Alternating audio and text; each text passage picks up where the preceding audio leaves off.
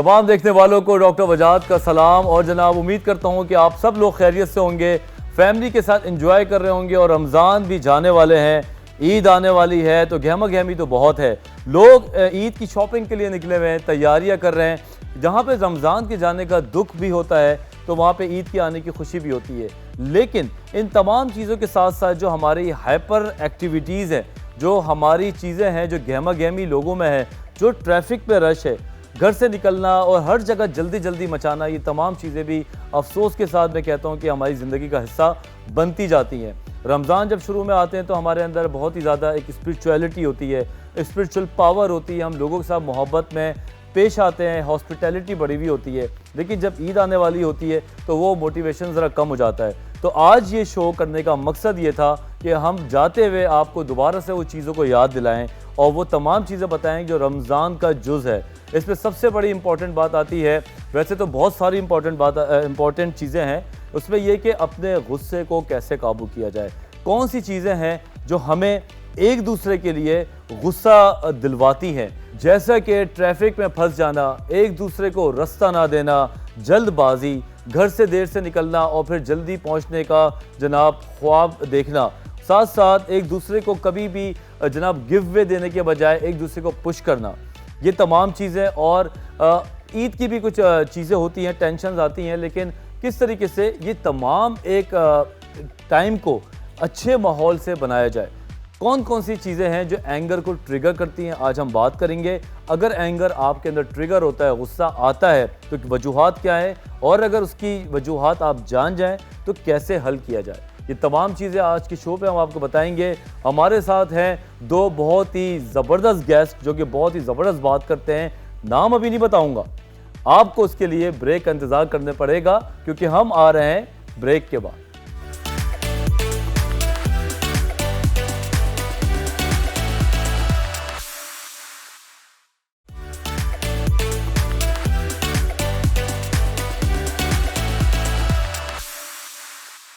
Welcome back after the break. तो जनाब आज जो हम बात करने जा रहे हैं, जिस तरह मैंने आपको इंट्रोडक्शन में बताया कि गुस्से का कंट्रोल कैसे किया जाए और गुस्सा आता क्यों है, ये सारी बात हम करेंगे अपने फेवरेट सेगमेंट में, जिसका नाम है हेल्थ एंड वेलबींग।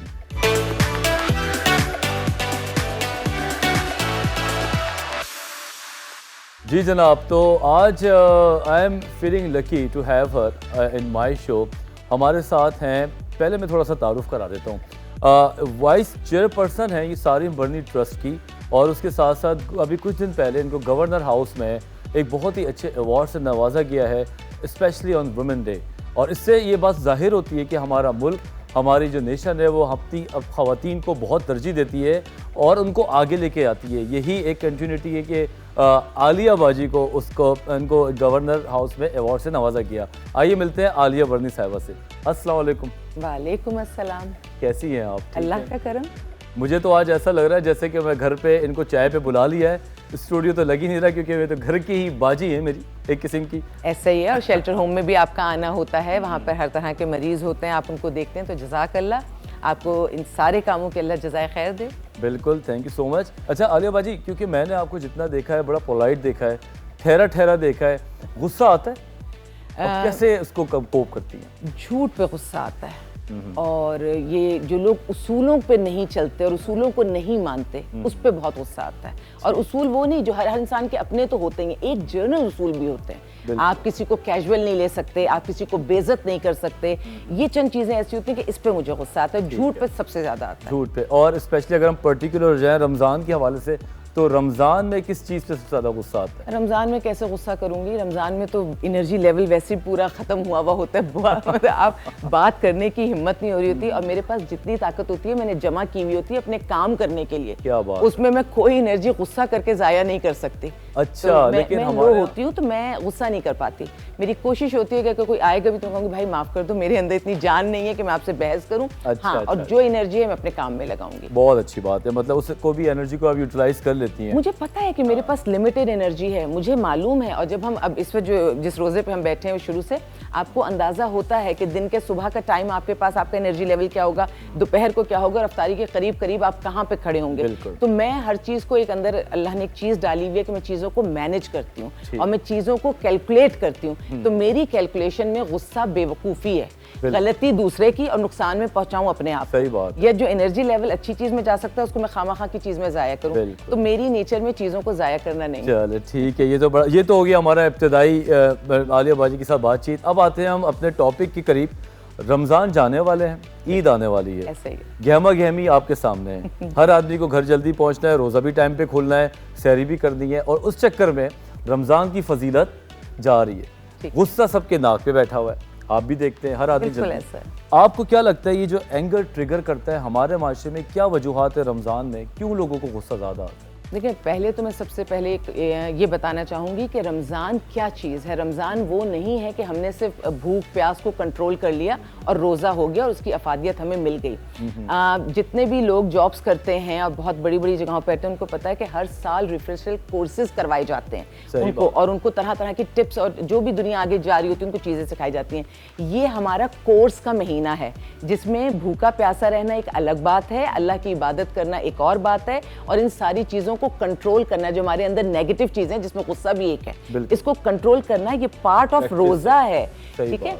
अच्छा, जब हम लोग ये समझते हैं कि हम रोज़ा रखकर किसी पर एहसान कर रहे हैं तो हम देखते हैं कि हम गुस्सा भी करते हैं, और जिस बंदे को देख के दूसरे को कह रहा होता है मुझे कुछ नहीं कहना, मेरा रोज़ा है, मैं तुम्हें नहीं छोड़ूंगा, मेरा रोज़ा है, मैं ये बर्दाश्त नहीं कर सकता, मेरा रोज़ा है। बार बार ये जताना कि मेरा रोज़ा है, मेरा रोज़ा है, ये एक नेगेटिविटी है, ये एक नेगेटिव इम्पैक्ट है।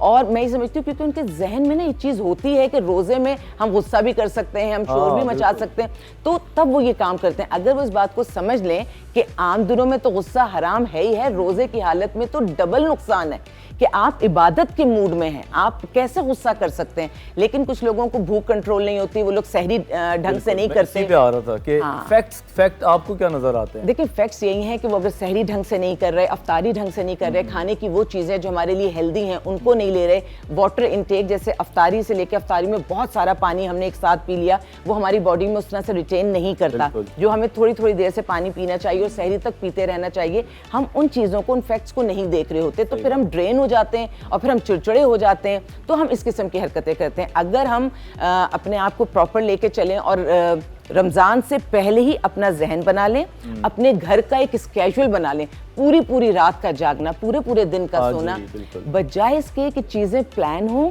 हम प्लानिंग से बिल्कुल हट जाते हैं। एक्चुअली हम प्लान से हमारे प्लान्स टूट जाते हैं। अच्छा, ब्रेक पे जाने से पहले क्विक सवाल और क्विक जवाब, ख़वातीन को गुस्सा क्यों आता है रमज़ान में?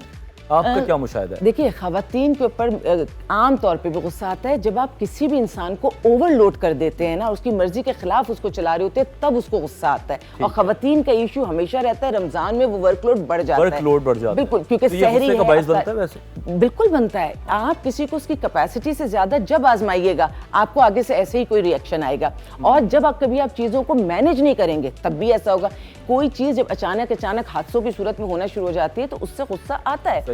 अगर आप खातून को ये बात बता देंगे कि भाई ये आपकी सहरी है, ये आपकी अफ्तारी, और आप इतना कर लें कि अगर उस खातून का रोजा है और दोपहर को अगर वो गरम गरम चपाती नहीं भी डाल के दे पा रही है, जो घर में बुजुर्ग हैं या बच्चे हैं उसके जो रोजा नहीं रख सकते, कोई बीमार है, तो अगर सहरी की चपातियां आपको दोपहर के वक्त खानी पड़ जाए तो थोड़ा सा रिलैक्स रहिए, क्योंकि अफ्तारी में फिर उसने किचन में जाना है। सही बात है भाईजान। तो सुन ले सारे भाई मेरे कि चपाती अगर गर्म भी खा ले या ठंडी भी खा ले तो इतना फर्क नहीं पड़ता। ख़वातीन का जो वर्कलोड है उसको थोड़ा सा आप डिस्ट्रीब्यूट करें। अभी हम जा रहे हैं छोटी सी ब्रेक पे। आलिया बाजी तो हमारे साथ हैं ही, साथ ब्रेक के बाद हमारे पास एक और सरप्राइज गेस्ट है। आप लोगों से गुजारिश है कि आप इधर ही रहें, हम छोटे से ब्रेक के बाद वापस आ रहे हैं।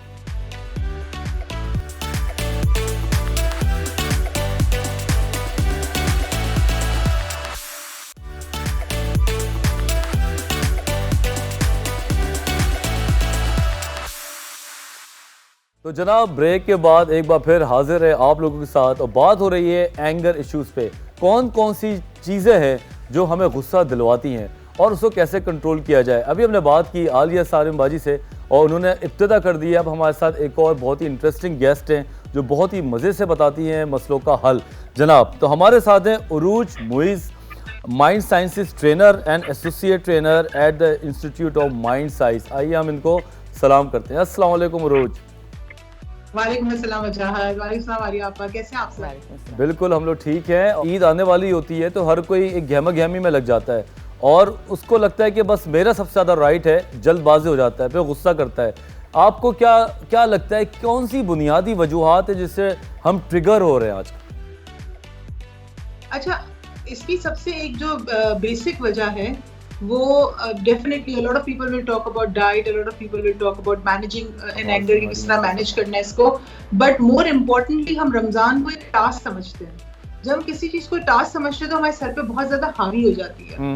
अच्छा, हमें रमजान शुड बी और रोजा should be a part of the lifestyle. हमारी जो लाइफस्टाइल अगर उसका वो पार्ट बने तो हम अपने पूरे दिन को उस तरह डिवाइड करेंगे, अपने मेंटल स्टेट को उस तरह डिवाइड करेंगे कि हमारे इमोशनल स्टेट पे हावी ना हो। ठीक है, अब होता ये कि हम रमजान में रोजे तो रख लेते हैं बट रोजा कायम करना एक अनदर स्टेज है। रोजा कायम करने के लिए सिर्फ फाके नहीं करने, हमें अपने इमोशनल स्टेट को कंट्रोल नहीं मैनेज करना है। अब कंट्रोल जब एक टर्म आती है ना, तो कंट्रोल जब बंदा एक चीज को बहुत ज्यादा करता है तो वो दब दब दब दब दब के वॉल्केनो की तरह फटती है। लेकिन अगर आपको पता है कि मुझे मैनेज इसको इस तरह करना है कि जब मुझे कहीं किसी बात का कोई जवाब देना है या कोई रिस्पॉन्स करना है तो मैं रिएक्ट ना करूं, रिस्पॉन्स करूं, तो इसके लिए माइंड मैनेजमेंट की बहुत जरूरत होती है कि जब आप रोजे की तरफ जाते हैं, जब आप किसी भी टास्क की तरफ जाते हैं, but specially when we are talking about Ramzan, तो इसके अंदर भूख एक बहुत बड़ा डेफिनेटली एस्पेक्ट है। थर्स्ट, प्यास आना, और दूसरा मौसम गर्मी। ये तीन चीजें जब मिलती हैं तो इंसान अपना इमोशनल बैलेंस खो देता है, बिकॉज फिजिकली उसका जो फिजिकल बॉडी है वो उसके इमोशनल स्टेट को कहीं ना कहीं मनोवर कर रही होती है, एक्सपेक्ट को उसको वो हाईजैक कर लेती है। सही। अब इसके लिए best what I would prefer और I would say in this term कि हम अक्सर भागते हैं फिजिकल चीजों से। जब रमजान होता है ना तो हम कहते हैं पूरा महीना बस अब रात को देर से सोना है, सुबह देर से उठना है और काम पे 2-2.5 घंटे जाना है और बस रोजा निकल जाएगा। The one thing that one should realize in Ramzan कि जितना अपने माइंड को आप बिजी रखेंगे, जितना ज्यादा आप अपने माइंड को बिजी रखेंगे, उतना आप पे जो अफेक्ट है भूख का या थर्स्ट का या वेदर का वो कम होगा। कि कुछ लोग ऐसे भी होते हैं जो लोगों से बात करना पसंद नहीं करते, तन्हाई पसंद हो जाते हैं और वो ऐसे चिड़चिड़ाहट का शिकार हो जाते हैं। अगर उनको कोई काम भी बोलो तो वो उसको बर्डन समझते हैं, चिढ़ते हैं और फिर उनको गुस्सा आने लगता है। तो ऐसे लोग क्या करें, क्या लोगों में इन्वॉल्व हों या वाकई वो एक कोने में टिक के बैठ जाए? इरिटेबिलिटी का जो आपका है ना, इरिटेबल हो जाता है बेसिकली बिकॉज अगेन आप इन स्टेट का हो सकता है ब्लड शुगर लो हो, may be you know you didn't sleep well. So सबसे बड़ा जो जिन लोगों को जो इरिटेबल होते हैं उनको पहले तो एक मेंटल स्टेट अपना एक हम NLP में एक चीज यूज करते हैं जिसके अंदर अपना मेंटल बिलीव, अपना मेंटल डायलॉग चेंज करते हैं। तो पहला मेंटल डायलॉग इन्होंने ये चेंज करना होगा कि उन्होंने रोजा अपने लिए रखा है, पूरी आवाम के लिए नहीं रखा है। So people don't know what this particular person is suffering from. ठीक है, अगर मेरे किसी घर में किसी ने रोजा रखा है, मैंने रोजा रखा है, तो मेरे हस्बैंड को, मेरे वालिद को नहीं पता मेरा मूड क्या है। तो first of all we as a nation need to learn to communicate. अगर वो इरिटेबल भी हो रहे, वो बात नहीं करना चाह रहे, fine, a lot of people can go through it. तो उसको उस वक्त उनको ये चीज ऐसे लहजे में या ऐसे लफ्जों में उस वक्त बता देनी चाहिए कि जहाँ पे वो चीज इरिटेबल से गुस्से के लेवल पे ना पहुंच गई। यानी पहले ही बता दे कि आज मेरा मूड सही नहीं, मैं भी बात नहीं करना चाह रहा। At least express what you are feeling. अपने आप को जबरदस्ती लोगों में भेजने से होगा कि थक बहुत जाएगा बंदा जल्दी। तो जिन लोगों से कंफर्टेबल फील करता है that's fine, because it's not an emotional state जहाँ पे आप ठीक है कि आप चाहे, it's not a psychiatric problem और अ मेंटल प्रॉब्लम जहाँ पे आप जाके सोशलाइज करें। इट्स अ टाइम स्पेंड जिसमें हो रहा है। तो इसके अंदर आपको पता है मेरी ब्लड फ्लो है, समथिंग लाइक दैट। ठीक है, आई गॉट योर पॉइंट कि एक बिहेवियर है, एक बेसिक इंस्टिंक्ट है, उसको आपने सही से भी यूटिलाइज करना है और इग्नोर भी करना है। आलिया बाजी भी हमारे साथ हैं और इनके तजुर्बात जो है वो किताबों से बढ़ के हैं। आलिया बाजी, रमज़ान चल रहे हैं, लोगों से आप मिलते हैं, अच्छा क्या लगता है कि कौन सी चीज़ है कि हम इग्नोर भी कर रहे होते हैं जिसकी वजह से हमें गुस्सा नाक पे रहता है और हर वक्त हम इरिटेबल होते रहते हैं? देखिए, रमज़ान एक ऐसा मौका है कि मैं ये समझती हूँ कि हम उन लोगों के दुख दर्द समझ पाएंगे जिनको सारा साल रोज़ा रखना पड़ता है और वो अपने आप को कैसे कंट्रोल करते हैं। वो लोग होते हैं जिनके पेट में कुछ नहीं होता और वो सारी मेहनत मजदूरी भी कर रहे होते हैं, फिर सोच रहे होते हैं कि रात को हम अपने बच्चों के लिए कुछ खाने के लिए ले जाएंगे तो एक बेहतर चीज़ हो जाएगी। तो ये इंसान के अपने ऊपर होता है कि अपने आप को कैसे मैनेज करता है, वो अपनी चीज़ों को कैसे लेकर चल रहा होता है। रोज़ा आपकी ताकत लेता नहीं है, वो आपको ताकत देता है। अगर मैं सेहत के हवाले से भी कहूँ तो सेहत के हवाले से लोग कम खाने से नहीं बीमार पड़ते, ज़्यादा खाने से बीमार पड़ते हैं। एक मखसूस क्वांटिटी तो सबको चाहिए होती है, लेकिन आमतौर से अगर हम अपने ब्लेस्ड लोगों को देखते हैं तो जंक फूड लेते हैं, ज़्यादा खाते हैं, उससे इनके मसाइल बहुत ज़्यादा बढ़ जाते हैं।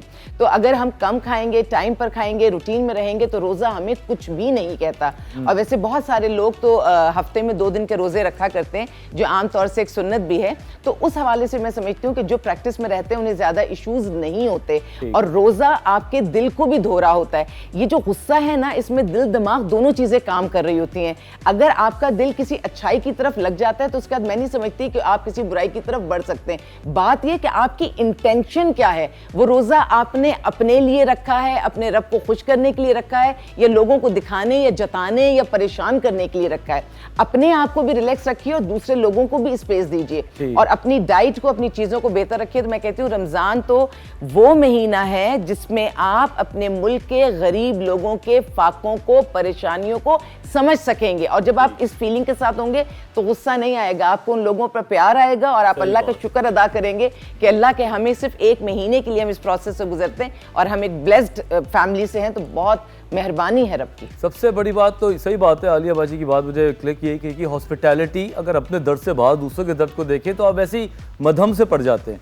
अच्छा उरूज, आप काम करती हैं पेशेंट के साथ, आपके एक टिपिकल थेरेपीज़ हैं, उसमें आपको लगता है कि जो केमिकल की जो इन्वॉल्वमेंट है, कैफीन है या पान, गुटखा, छालिया और भी दीगर छोटे मोटे नशे, निकोटीन, कितना फ्लक्चुएट कर रहा होता है इसकी वजह से गुस्सा, और आप कैसे मैनेज करवाती हो? दिल की आदत है जो आपकी बॉडी में जाता रहा है, and it can be sugar as well, not to a level के ठीक है paan gutkha, again to another extent cigarette एक केमिकल जो people are using. So any kind of a nicotine or caffeine or sugar, any kind of a thing that your body is used to, जब आप उससे deprive करते हो तो definitely आपका reaction होता है। बट जिस तरह आलिया बाजी ने एक बात की कि एक ये वो मंथ है जहाँ पे आप अपने आप को चेंज करते हो पूरा। इंसान की बॉडी का जो सेल है वो 29 डेज या 30 डेज, 38 ऑलमोस्ट डेज के अंदर टोटल कंप्लीट चेंज होता है। सो रमजान का एक वाहिद महीना है जहाँ पे आपकी बॉडी क्लेंस होती है। So anybody who is going through अब चेंज कि मुझे सिगरेट छोड़नी है, मुझे पान छोड़नी है, मुझे गुटखा छोड़ना है, यस उसका इफेक्ट दूसरे महीनों में भी बहुत ज्यादा होगा, लेकिन इस महीने में आपका अपॉर्चुनिटी है कि आप वैसे ही पूरा आधे दिनों में नहीं कर रहे, सो बाकी के 3-4 घंटे आप छोड़े तो हो सीजन में आपसे वो आदत छूट जाए। So definitely it's one of the month in which you can change your habits. और जिस तरह आलिया बाजी ने भी बात की कि आपको एक और चीज पता होनी चाहिए कि ये मंथ सिर्फ रखने का चीजों को नहीं कि बस मैं अपना रोजा रख लूं, नमाज कायम कर लूं, सब कुछ कर लूं। More than that this month is for observation. हमें ये ऑब्जर्व करना होगा अपनी नेमतों को इस मंथ के अंदर कि हमारे पास क्या है। जब हम ये ऑब्जर्व करना शुरू करेंगे तो गुस्सा, डिसअपॉइंटमेंट, रिग्रेट जो होता है ना, सारी चीजें ये खुद ब खुद कम होंगी, बिकॉज आप रियलाइज कर रहे हो आपके पास खाने के लिए रोटी है, आपके पास घर में छत है जहाँ पे आप गर्मी से बचे हुए हो, तो देन यू रियलाइज कि that you have so much कि आपका गुस्सा खुद ब खुद कम हो जाएगा। ग्रेटिट्यूड का जो हमारा एक वर्ड है, हमें इसका पता नहीं है। हम बात करेंगे ये ग्रेटिट्यूड होता क्या है, और अगर गुस्सा आता है, नेचुरल इंस्टिंक्ट है, कंट्रोल कैसे किया जाए और इससे क्या फ़ायदा हो सकता है हमारे समाज को। आप जब यहीं पे हम छोटे से ब्रेक के बाद वापस आते हैं।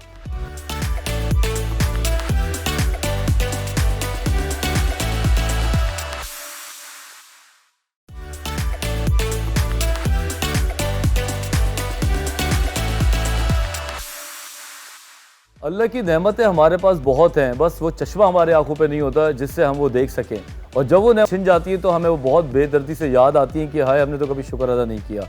ये शुक्र अदा करने के अमल को क्या कहते हैं? एक इंग्लिश का वर्ड है ग्रेटिट्यूड। आए हम उरूज से बात करते हैं इस ग्रेटिट्यूड का। उरूज, ये पाकिस्तान में हमारे लोगों में ग्रेटिट्यूड का जो फुकदान है, इसकी क्या वजह है? क्या चीज़ आप देखती हो?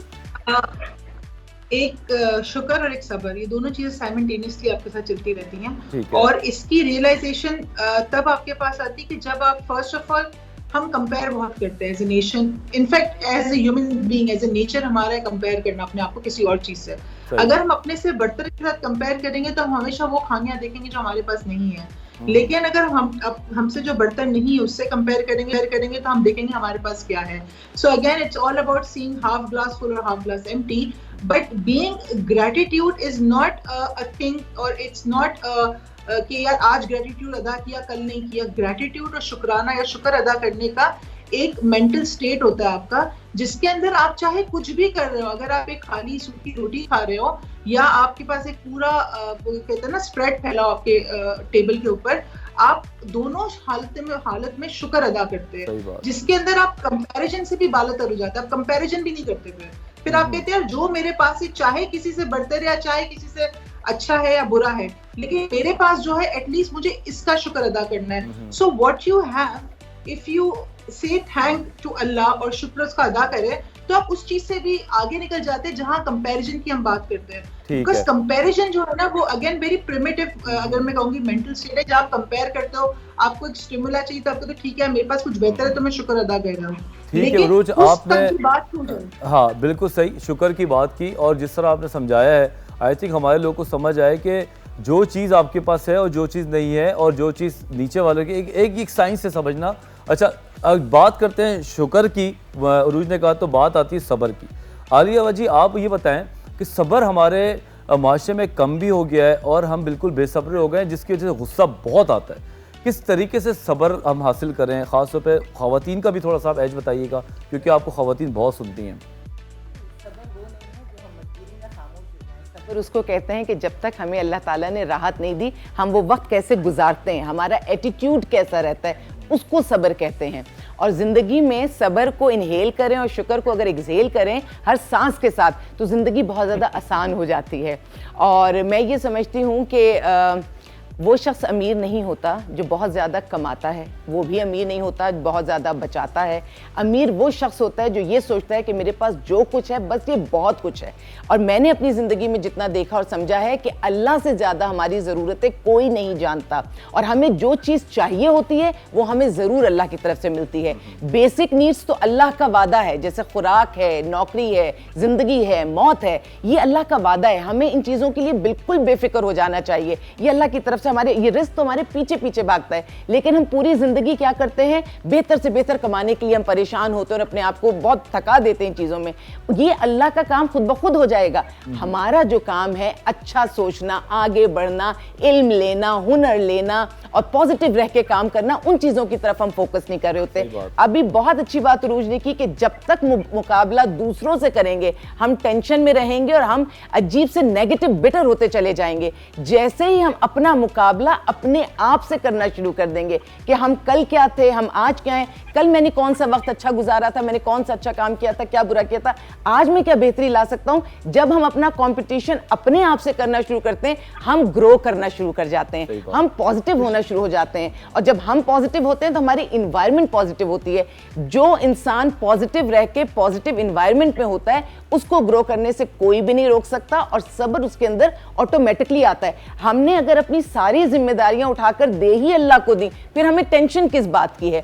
और इसके अंदर जब कॉन्फिडेंस भी आ जाता है हमें कि वाकई जो हमने अल्लाह को दिया है वो हमें देखेगा, उसके लिए फिर लिंक बनना जरूरी है। और रमजान बेहतरीन महीना है, हर चीज का अजर इसमें दुगना तिगना 10 गुना 1000 गुना।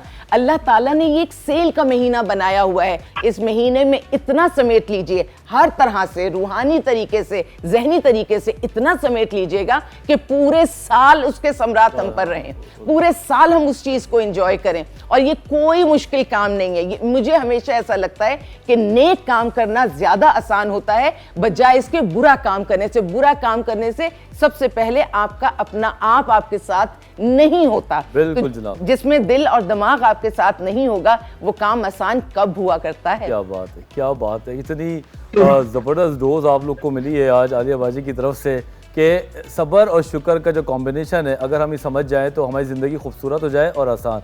उरूज पेशेंट्स देखती हैं आप, तजुर्बा है, लोगों को स्टडी करती हैं, आप रमज़ान को किस तरीके से साइंटिफिकली कनेक्ट करती हैं इंसानी दिमाग के हवाले से, क्या मैसेज होगा इस हवाले से? अच्छा, आजकल मैं 2-3 चीजों पे बात करूंगी। हाँ हाँ पहले तो हम बात करते हैं हैबिट चेंज करने पर।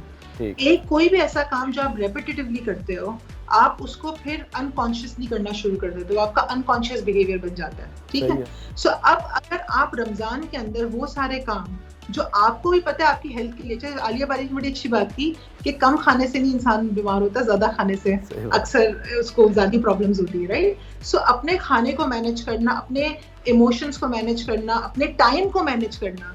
अच्छा, इस्लाम एक बड़ा ब्यूटीफुल रिलीजन है जिसके अंदर आपको डे टू डे डिसिप्लिन, ठीक है, 5 वक्त की नमाज है, मंथली डिसिप्लिन जो आपके पूरे ईयर को डिसिप्लिन करता है, फिर ठीक है, ये सब इसके अंदर अगर आप सिर्फ रमजान को, इस रोजे को सिर्फ रखे ना कि मुझे रखना है, बस मुझे किसी तरह ये 30 दिन पूरे करने हैं, ये अगर मेंटालिटी होगी कि सिर्फ भूखा रहना है, तो फिर आप पे कोई इफेक्ट नहीं आएगा। अगर मैंने अभी कुछ बोला या अभी मैं चीख मारी तो इसका एब्सोल्यूट मेरा क्या होगा, that will help you to process your thoughts. The problem is कि when something happens to us without thinking, उस वक्त जो हम फील कर रहे हो तो हम वो कह देते हैं। So once we start watching our thought, that will help us to control our responses, because normally हम react करते हैं, हम response नहीं करते, और ये बहुत बड़ा problem है हमारे साथ, because reaction के अंदर हम ना चाहते भी अपने जाने वालों का या ना चाहने वालों का, अनजान लोगों का भी दिल आजारी कर लेते हैं, उनकी इज्जत नफ्स पे बात हो जाती है। सेकेंडली, आपके पास जो बंदा काम करता है, या आज आप आलिया बाजी ने बड़ी अच्छी बात की कि आपको इस वक्त एहसास होता है कि आप देखते हैं कि जो बंदा मजदूर घर में बाहर काम कर रहे गर्मी के अंदर, then you observe. Third thing is very important, that is observation. अगर आप ये गौर फिक्र, ये महीना गौर फिक्र में गुजारे, जहां पे अगर आप अल्लाह की बनाई हुई हर मखलूक को गौर फिक्र, हर एक्शन को अगर गौर फिक्र से देखेंगे, तो आपका माइंड प्रोसेस करेगा इन सारी चीजों को, ना कि बस 15 दिन गुजर गए, बड़ी रातें आ गई, ईद की शॉपिंग करो, ईद आ गई, बकरा ईद के पीछे लग जाओ। अच्छा, the problem is we are so in a hurry सही बात कि we don't observe that time that we have to. खूबसूरत बातें, खूबसूरत टाइम, और मैं भी बड़ा अच्छा फील कर रहा हूँ कि मेरे इस सेट के ऊपर ऐसी बातें हो रही हैं जिससे हमें बिहेवियर जो होते हैं हमारे, उन पे बेहतरी करना ज़रूरी है। अगर हमारे रवैये अच्छे हो जाएं तो बीमारियां ज़रा दूर चली जाती हैं, और ख़ास तौर पे अपनी ज़ात से बाहर आके जब आप देखेंगे आपको सुकून मिलेगा, और आप लोगों के लिए जब देख करेंगे तो आपको जो एंटी डिप्रेसेंट दवाई मिलेगी वो यकीनन केमिकल वाली दवाइयों में भी नहीं होगी। अब हम दोनों का शुक्रिया अदा करते हैं। उरूज, बहुत शुक्रिया आपका टाइम देने का। आलिया बाजी, आपका बहुत शुक्रिया टाइम देने का। अब हम आएंगे छोटे से ब्रेक के बाद, मैं आपको बताऊंगा interesting life saving hacks according to the anger management.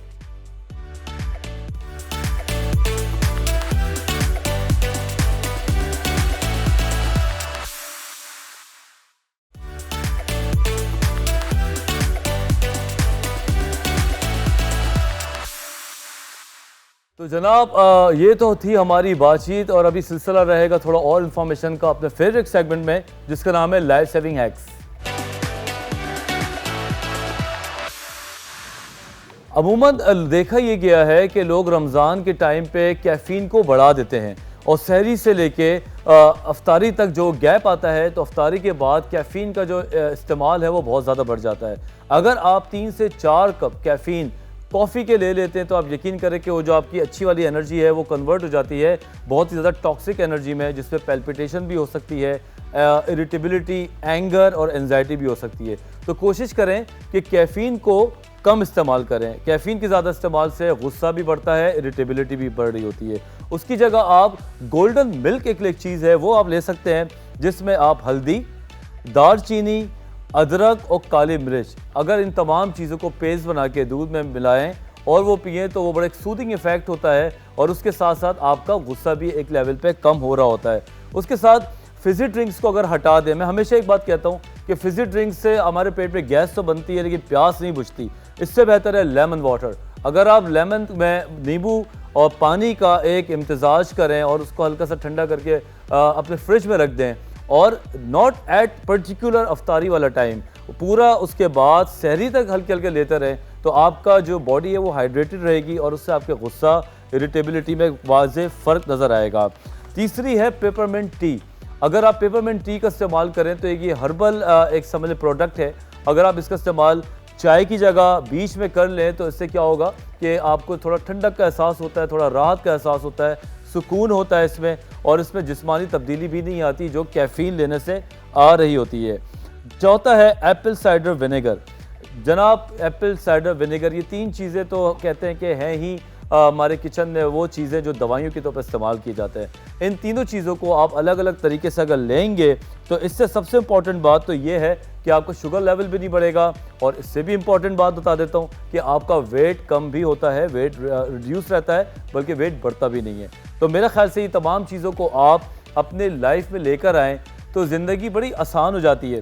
वो कहते हैं कि आप अगर ज़िंदगी के रिजल्ट्स चेंज करना चाहें तो शायद 1 या 2 बिहेवियर को चेंज करना पड़ता है, ज़्यादा मेहनत नहीं करना पड़ती। तो I think this is the high time to change our behaviour, to bring some new changes, नए चेंजेस अपनी लाइफ में लेकर आएँ। और उसके साथ साथ आज के शो को अब मैं सम अप करूँ तो मुझे ये आज मिला जानने को, और ये मैं आपको डिलीवर करना चाहता हूँ कि गुस्सा हराम है, और गुस्सा किसी भी तौर पे आप करेंगे तो वो आपको नुकसान देता है। और गुस्सा एक बेसिक इंस्टिंक्ट की तरह है, मुस्कुराहट की तरह है, इमोशन है जो कि आएगा। खूबसूरती ये है कि आप उस आए हुए गुस्से को किस तरीके से डिलीवर करते हैं, किस तरीके से आप लोगों तक पहुंचाते हैं, कितना वो आप काट पीट के सेंसर करके लोगों तक पहुंचाते हैं। ये खूबसूरती है गुस्से को कंट्रोल करने की। दूसरा ये, अगर आप खड़े हैं तो बैठ जाएं, पानी पी लें, और रमज़ान मुबारक में ख़ास तौर पर अगर कोई आपसे बदतमीज़ी भी करता है तो आप ये सोच के उसको बख्श दें कि छोड़ो मैं भी रोज़े से हूँ, मैं क्या तुमसे बात करूँ, क्योंकि ये ऐसी प्रैक्टिस है। ख़ास तौर पे अगर हम बात करें वज़ू की, वज़ू अगर आप बावज़ू रहेंगे तो वज़ू रखने से क्या होता है कि आपके जिस्म में एक अजीब सी मज़े की फ्रेश फीलिंग्स होती हैं, और गुस्सा भी इसमें नहीं आता। आई थिंक बहुत सारी नॉलेज हो गई है, इतनी ज़्यादा नॉलेज देंगे तो आप सब भूल भी जाएंगे, और अगर आप कुछ भूल गए तो आप YouTube पे हमारा शो दोबारा देख सकते हैं। जनाब ये था हमारा रमज़ान का लास्ट शो। अब इंशाल्लाह हम आपसे बात करेंगे ईद के बाद। अपना फीडबैक देना हमें ना भूलिएगा, और अब हम इजाज़त चाहते हैं। अगले संडे दोबारा हाजिर होंगे अपने favourite channel, favourite programme Dawn News पे।